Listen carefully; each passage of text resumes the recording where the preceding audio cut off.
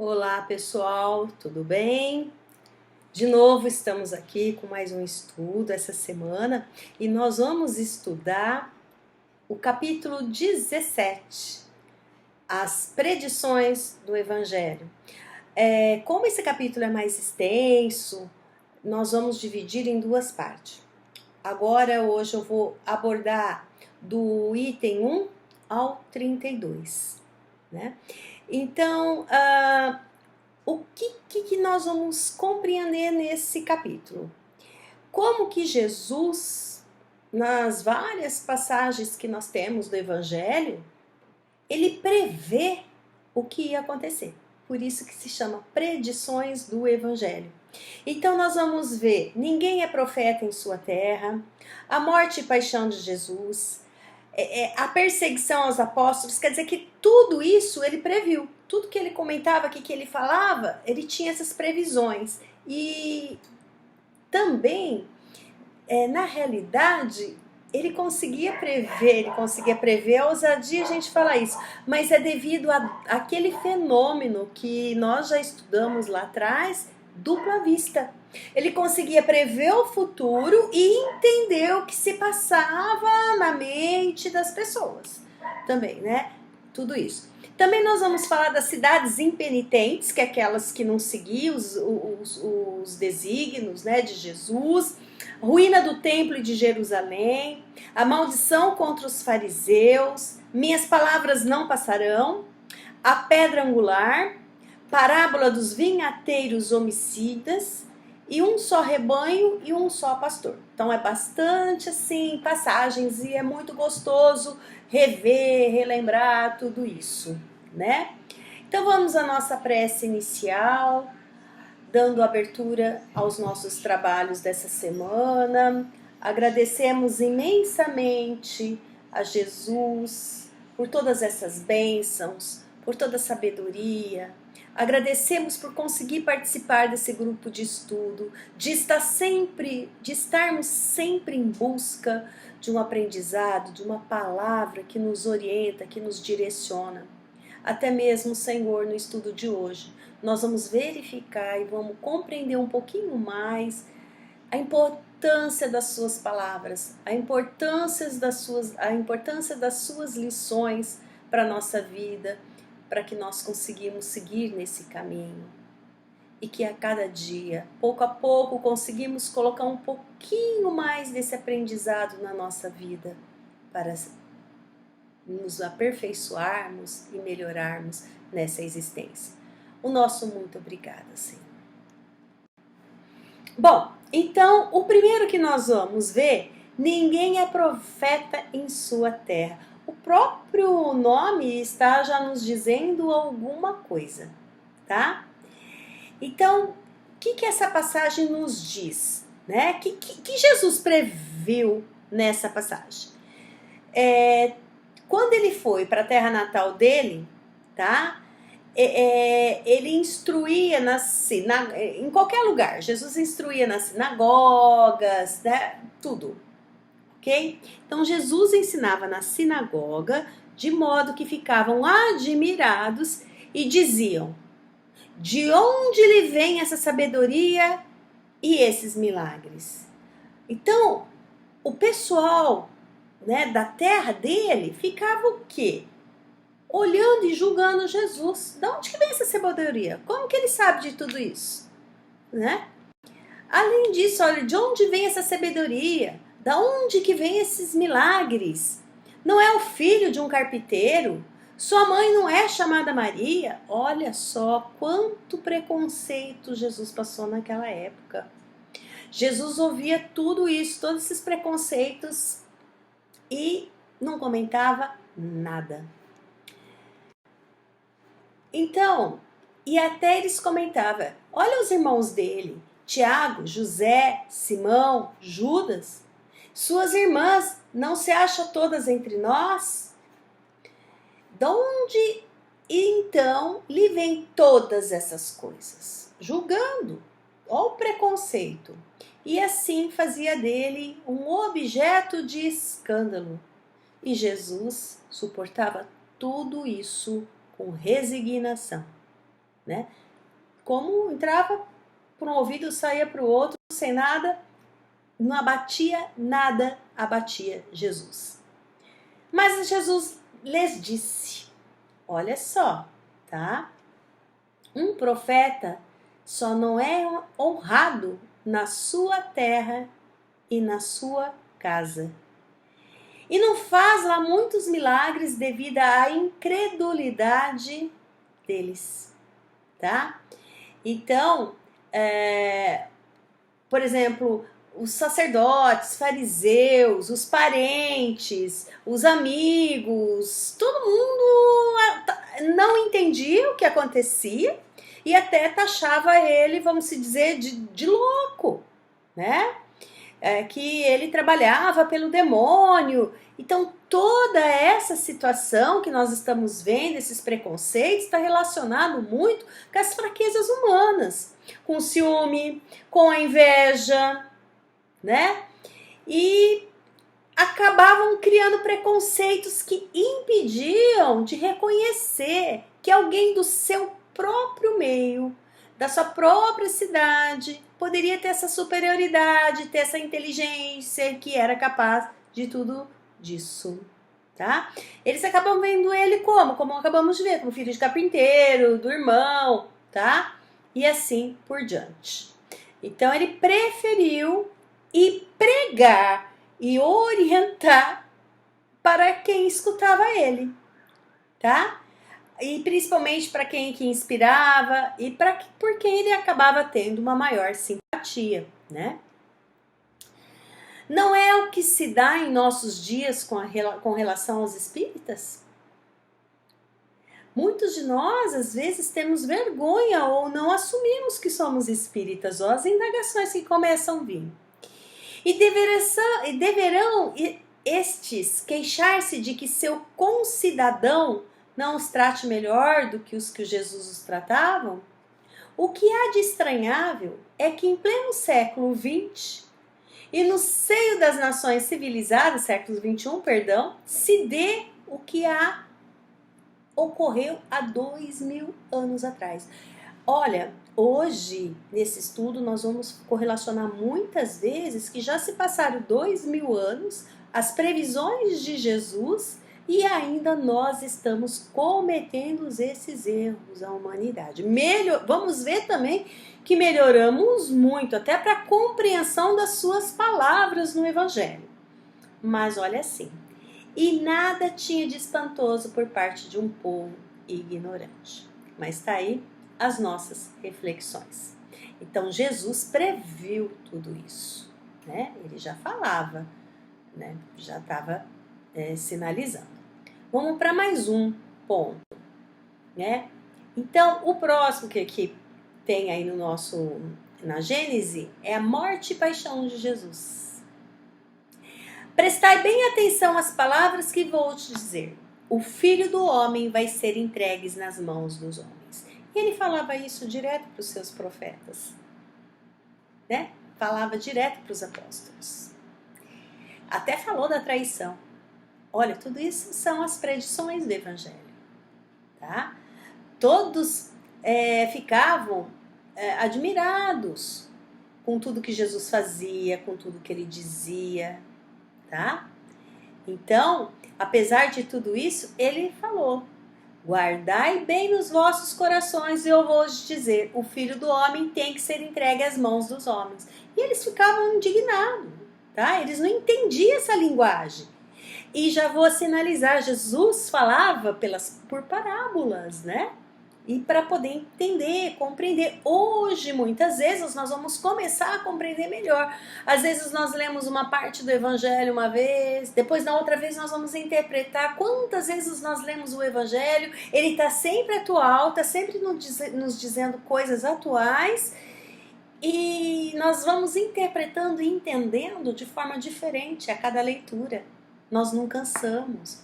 Por que isso? É porque nós vamos tendo maturidade espiritual, crescimento, desenvolvimento, né? Nos proporcionando essa amplidão na nossa aprendizagem, tá? Então, ele compreendia aqui, tudo isso e temia o pessoal interrogá-lo a respeito, né, dessa morte e paixão. Então, a partir de então, começou Jesus a revelar a seus discípulos que tinha que ir a Jerusalém. Que aí ele tinha que sofrer muito da parte dos senadores, dos escribas, dos príncipes, dos sacerdotes, que tinha que ser morto e de ressuscitar ao terceiro dia. Olha a predição dele aqui, tá? Então ali na Galileia, Jesus disse, o Filho do Homem vai ter que ser entregue. Ele sempre repetia isso, certo? E que vai ressuscitar. Sabeis que a Páscoa se fará daqui a 2 dias e que o Filho será entregue para ser crucificado, né? Então aí a época que ia ocorrer, que ele sabia que ia ser nessas festividades, né? Ele dizia que não poderia ocorrer durante a festa, para que não se levantasse qualquer tumulto no povo. Mas ele sabia que ia acontecer, por isso que ele fala que é daqui 2 dias. Tá?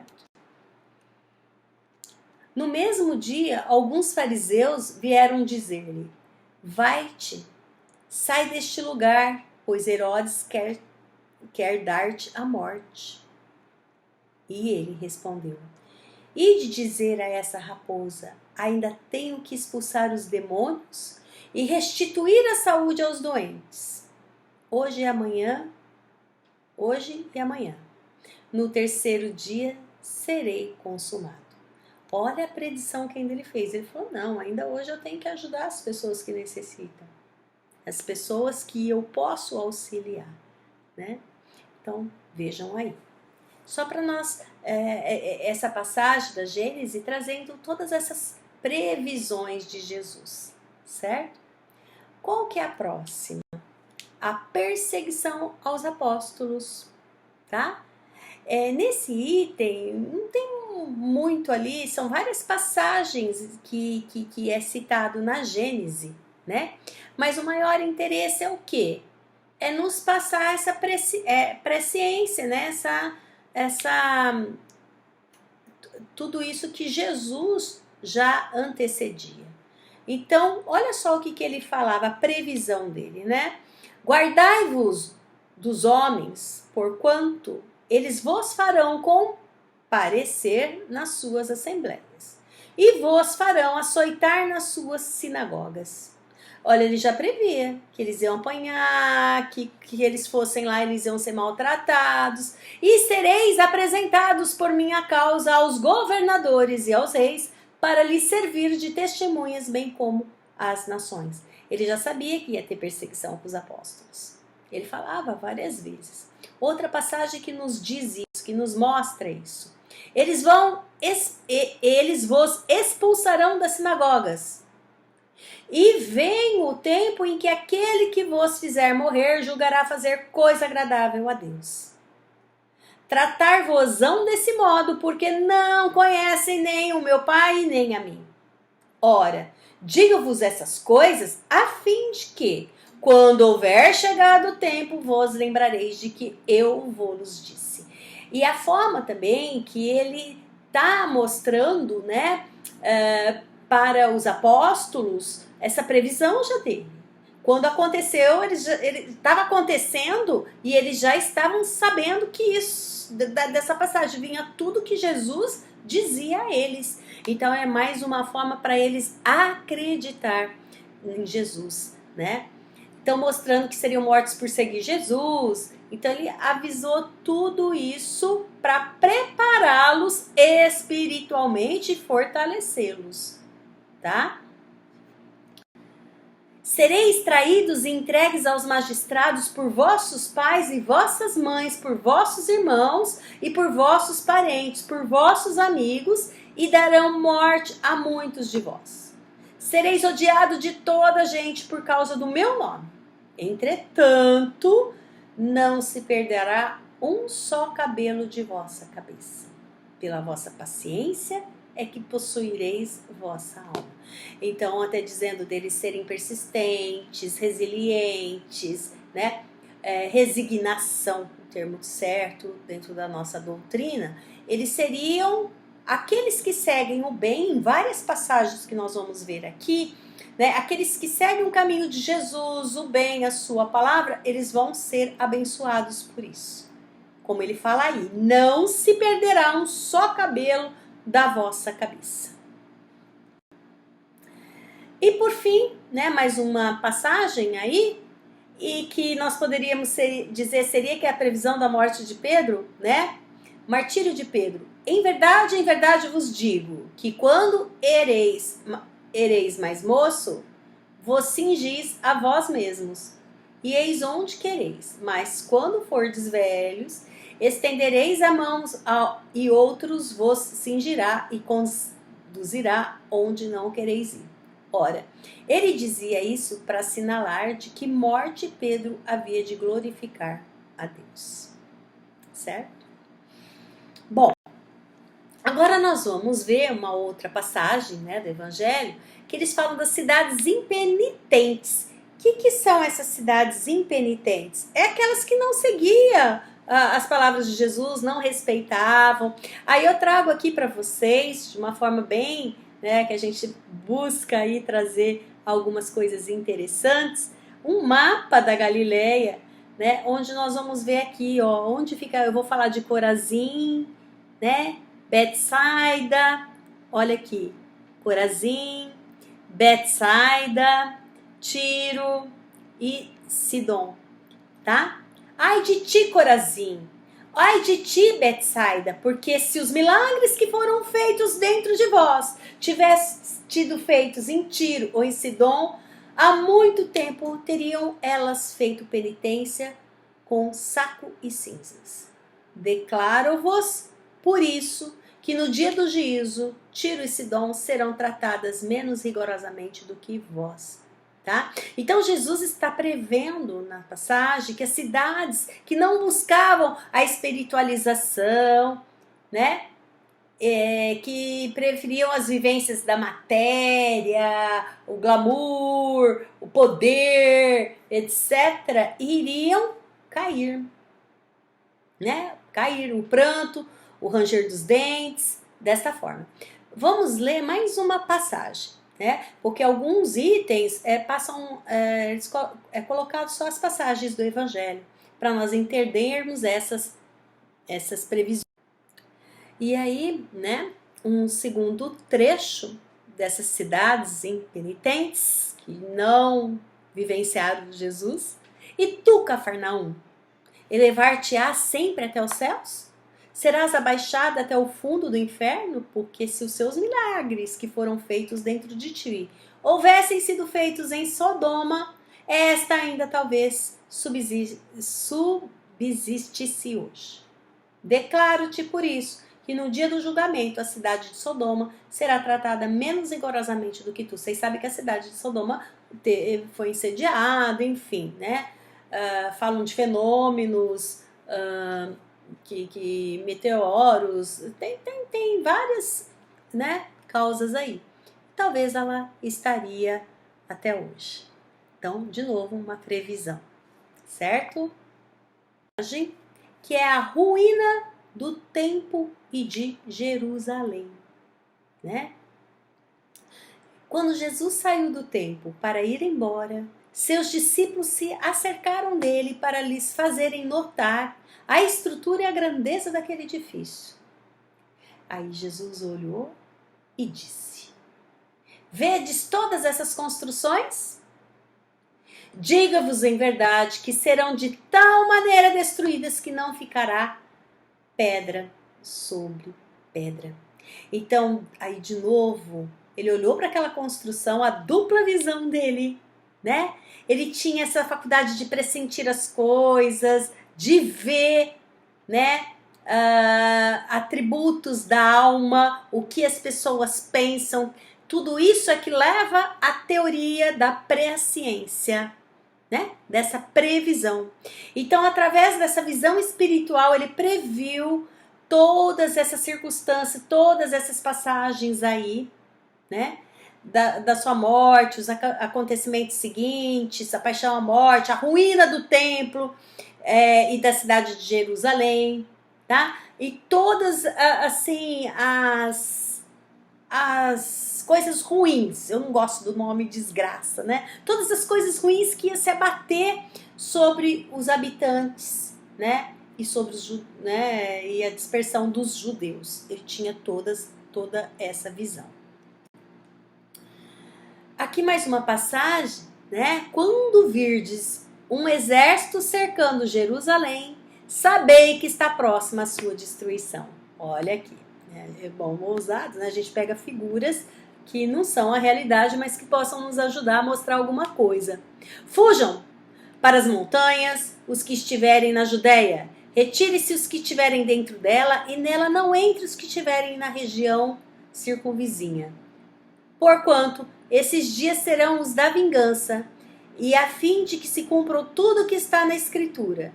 Ai dos que estiverem grávidas nesse dia, visto que esse país será acombranhado de males, e a cólera do céu cairá sobre esse povo. Serão passados a fio de espada, serão levados a um cativeiro para todas as nações, e Jerusalém será calcada aos pés pelos gentios, até que se haja preenchido o tempo das nações, tá? Então ele previa. Bom, o próximo ponto que nós vamos estudar, né, é a maldição contra os fariseus, né? Então, nesse item, Jesus fala e traz, né, os fariseus, eles sabiam do evangelho, como se diz, na ponta da língua, né? Mas não no coração. Eles sabiam falar, né? Mas não sabia sentir, vivenciar e modificar os seus comportamentos. E aí um detalhe para todos nós que eu comentei lá no início: quem não vivenciar o evangelho, nem não colocar em prática tudo que o evangelho nos fala, Jesus vai nos dizer que vão cair, vão sofrer, vão ter dificuldades para crescer, para evoluir, né? Então Jesus sabia que os fariseus só falavam, mas não agiam, não tinha essa modificação, né? Porque até pela própria dupla vista dele, etc. Olha só: ai de vós, escribas, fariseus hipócritas, que limpais por fora o corpo e o prato, e que estáis por dentro cheias de rapina e impureza. Até aqui é isso que ele está falando, né? Está na ponta da língua, mas não pratica. Fariseus cegos, limpai primeiro o interior do corpo e do prato, a fim de que também o exterior fique limpo. Então olha a lição que ele nos dá aí também, de que nós precisamos fazer toda aquela modificação interna, autoconhecimento, colocar em prática, né? Vivenciar o evangelho. Fala, buscar uma transformação nossa. E a nossa transformação é de dentro para fora. Olha só que essa passagem aqui, limpar primeiro o nosso interior, né? Olha que quanto que hoje, olha o evangelho que nós falamos, né, que tem 2000 anos, mas ele fala direto de autoconhecimento, dessas transformações, nossa, de mais de 2000 anos. Hoje nós temos grandes espíritos que nos traz tudo isso, dessa necessidade, dessa nossa modificação, Joana de Ângeles, Hermance, próprio Dival, gente, muitos, né? E já estava no evangelho. É decodificação, é um momento, é a nossa maturidade espiritual para conseguir compreender isso hoje, né? Então, olha aqui: ai de vós, escribas e fariseus hipócritas, que vos assemelhais a sepulcros caídos, que por fora parecem belos e aos olhos dos homens, mas que por dentro estão cheios de ossadas de mortos e de toda espécie de podridão. Assim, por fora pareceis justos, enquanto que por dentro estáis cheios de hipocrisia e de iniquidade, que é o que ele fez até com Jesus. Eis que vos enviar-vos profetas, vou enviar homens de sabedorias, escribas, e matareis a uns, crucificareis a outros, e a outros açoitareis nas vossas sinagogas e os perseguireis na cidade, em cidade. Olha o que ele está falando, né? Da perseguição dos apóstolos, da crucificação de Jesus, certo? A fim de que recaia sobre vós todo o sangue inocente que ha sido derramado na terra, desde o sangue de Abel, o justo, até o Zacarias, filho de Baraquias, que matastes entre o templo e o altar. Digo-vos, em verdade, que tudo isso virá recair sobre esta raça que existe hoje, né? E Jesus está prevendo o que ia acontecer com os fariseus, né? Ele mostra aqui que todo erro e equívoco é um débito que nós temos na nossa sociedade. E quando é um débito de sociedade, é aí que a gente fala então dos karmas, débitos coletivos. Karmas coletivos. Ele fala que tem que recaia sobre essa raça que existe. Certo? Bom, uma outra passagem. Minhas palavras não passarão. Olha que interessante que tudo que eu vim falando até agora vem de encontro com essa passagem.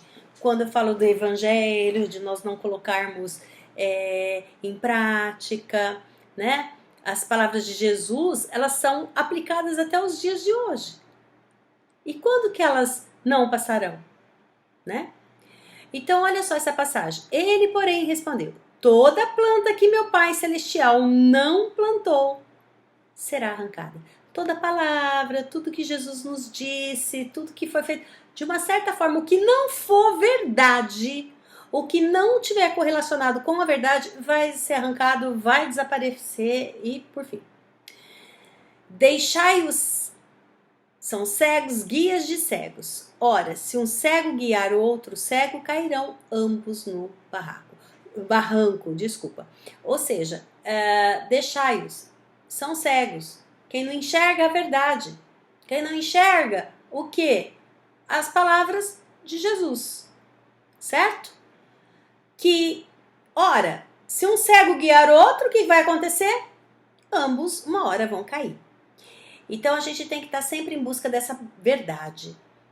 O céu e a terra passarão, mas as minhas palavras não passarão. Tá? O que não for verdadeiro, como eu falei, por mais que se tente, vai cair. Porque, como eu comentei com vocês, as palavras de Jesus aplicam-se até os dias de hoje. Como eu falei, tem muitas seitas que brigam entre eles, disputa da posse, da verdade, quem está dizendo, né? É uma briga intensa, quem que é o verdadeiro. No finalzinho nós vamos comentar sobre isso e dar um desfecho, né? Então, o que Jesus quis nos mostrar com tudo isso? Por mais que aconteça orgulho, vaidade, egoísmo, guerra, deturpação, palavras dele, ainda assim a sua palavra vai continuar. Então, há 2000 anos que ele disse, continua, né? Nós estamos estudando aqui hoje as passagens dele, tá? Então, ele sabia que a palavra, olha só, permaneceria entre nós, prevendo todo esse futuro. Então, como eu comentei agora há pouco, conforme nós lemos o Evangelho, vamos ler, sempre ele está atual. Temas atuais, nós encontramos lá. Então, conforme nós vamos ampliando o nosso conhecimento, nós vamos enxergando e vivenciando as passagens de forma diferente. Né? Como que ele, como escrevendo por parábolas. Olha que riqueza! Né? Então, temos que dar essa continuidade, né? Acreditar na sua palavra, acreditar na verdade. O que não passará é o verdadeiro sentido das palavras de Jesus, né? Então, o que não é passado, porque esse termo assim, o que não passará, fica meio que estranho às vezes para a gente entender.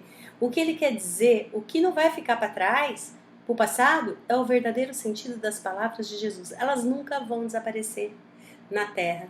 nunca vai desaparecer das nossas vidas. E o que vai desaparecer?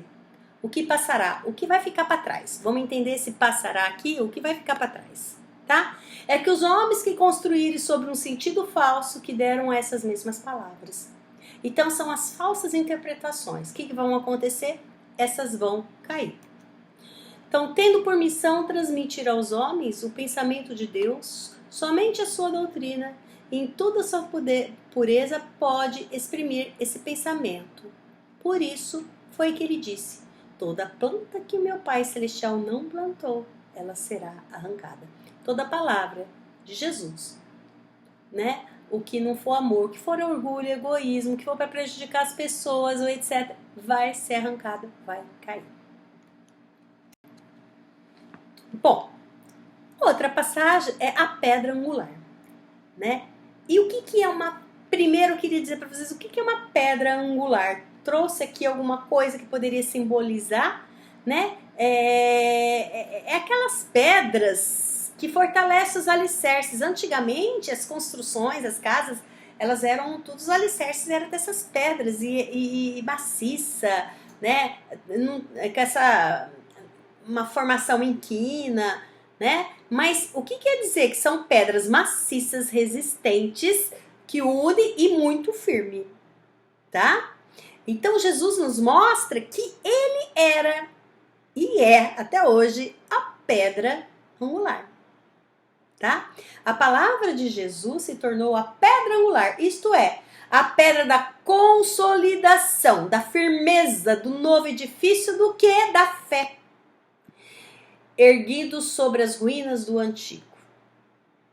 Então, tudo que tentaram destruir, o que for destruir, fizeram, mas ele edificou. Havendo os judeus, os príncipes dos sacerdotes e os fariseus rejeitado essa pedra, ela os esmagou, do mesmo modo que esmagará os que depois a desconheceram ou lhe desconfiguraram o sentido em prol das suas ambições. Então, tudo que nós conseguimos falar até agora. Então, ela esmagou judeus, sacerdotes, fariseus, né? E desconfigurou tudo, tá? Agora, tudo que não tiver conforme a vontade do Pai, o que vai acontecer? Vai ruir, vai cair, tá? Por isso que a doutrina nos alerta sempre para buscarmos o quanto antes Jesus. Sempre aí na Gênese e nessas várias passagens, tem várias indagações se nós não somos fariseus, não somos semelhantes aos fariseus. Se nós estamos agindo com a verdade conosco mesmo, né? Aí vai as ruínas, certo?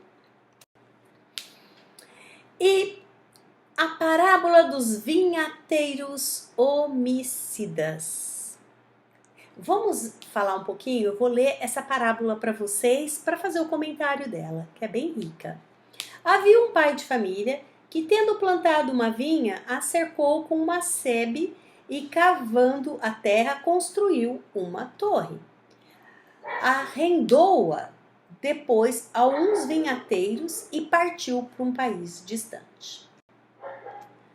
Ora, estamos próximos ao tempo de frutos. Enviou ele seus servos aos vinhateiros para recolher o fruto da sua vinha. Os vinhateiros, apoderando-se dos servos, deram-lhe num, mataram o outro, e o outro apedrejaram.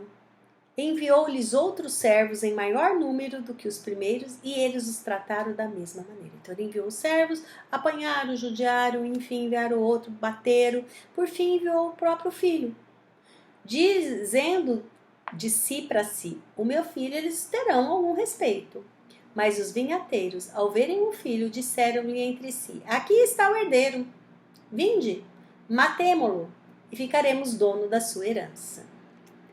E com isso pegaram ele, lançaram-no fora da vinha e mataram o herdeiro do pai. Quando o dono da vinha vier, como tratará esses vinhateiros? Responderam-lhe: fará que pareçam miseravelmente esses malvados e arrendará a vinha a outros vinhateiros, que lhe entregue os frutos na estação própria. O que nós podemos tirar dessa parábola, né? O pai de família, o dono, é Deus. A vinha que ele plantou é a lei que estabeleceu. Os vinhateiros a quem ele arrendou a vinha são os homens que devem ensinar e praticar a lei. Os servos que ele enviou aos arrendatários são os profetas que esses últimos massacraram. E o seu filho, enviado por último, é Jesus, a quem eles igualmente eliminaram. Tá? E ali no final fala como eles vão tratar, né, o Senhor, seus mandatários, né, aqueles que não estão cumprindo a lei. Vão tratá-los como os seus enviados foram por eles tratados.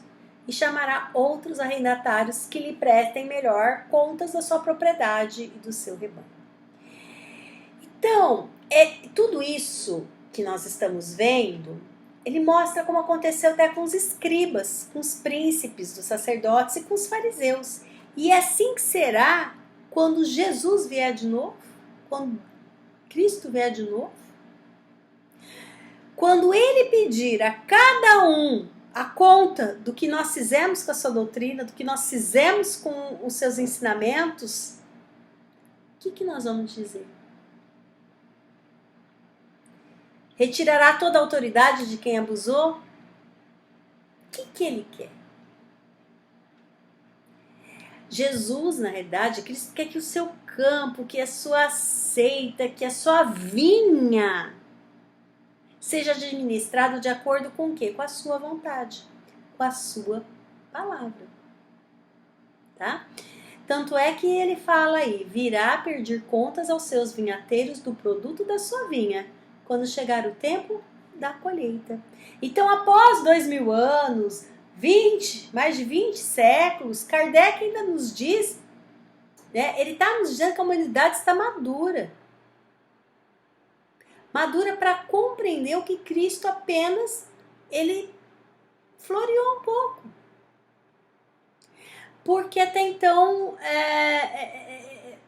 muitos não tinham compreendido. Antigamente era muito difícil de compreender, como nós já vimos lá atrás, e aplicar as palavras de Jesus. Hoje nós conseguimos refletir mais. Hoje nós estamos refletindo as palavras de Jesus, né? A cada estudo, a cada evangelho no lar, a cada leitura, a cada palestra, a cada livro, tá?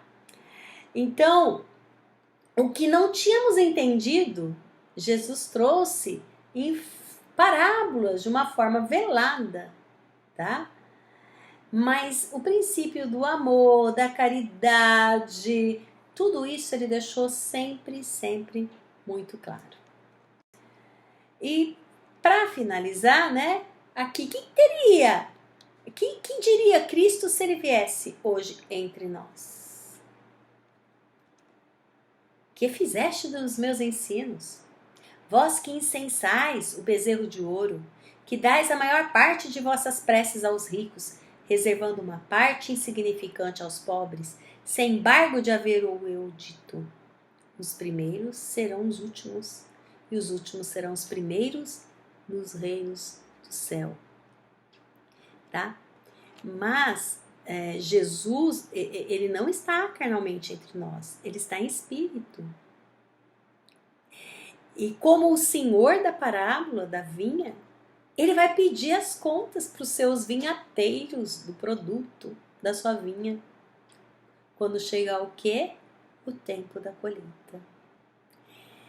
Virá pedir contas aos seus vinhateiros do produto da sua vinha quando chegar o tempo da colheita. Isso daqui é um alerta imenso para nós. Que já era para nós estarmos modificando, caminhando, evoluindo para ontem. De novo, um grande alerta para seguirmos até nessa doutrina e nessas missões. E por fim, né? O último que nós vamos estudar hoje é um só rebanho e um só pastor. Olha essa frase, né? Tenho ainda outras ovelhas que não são desse aprisco. é preciso que também a essa eu conduza. Elas escutarão a minha voz e vai haver um só rebanho e um único pastor. O que Jesus está prevendo aqui? Essa declaração de Jesus significa que os homens um dia vão se unir por uma crença única. E a gente escuta sempre isso. Mas como poderá efetuar essa união? Não é difícil. Acabamos de falar que tem diferença das religiões, diversidade de opinião, às vezes tem briga sobre isso, uma falta de respeito que a gente, né? Uns acreditam, outros não, um quer ser o dono da verdade. Todos querem até essa unidade aí. Todos querem um único rebanho. Mas ninguém admite de fazer concessões para respeitar tudo isso.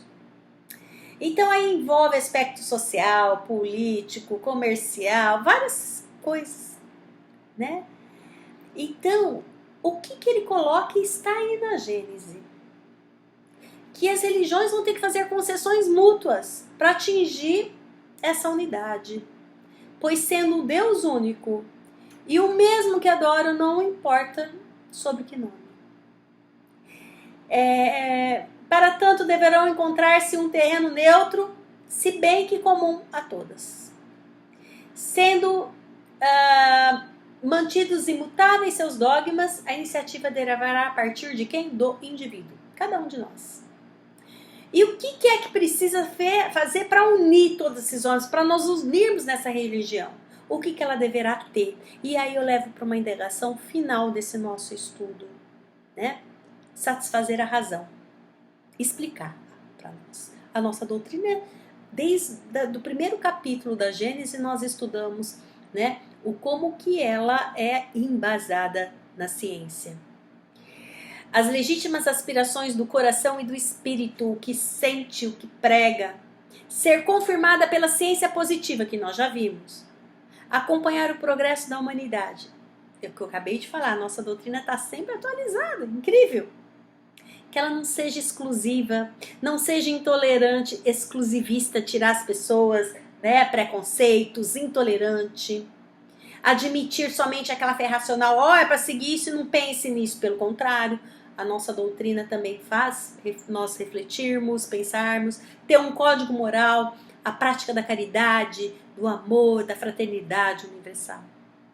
E aí eu coloco e interrogo para vocês, quem está próximo de tudo isso? Será que a nossa doutrina espírita? Isso é uma indagação minha, para a gente refletir se nós estamos nesse caminho.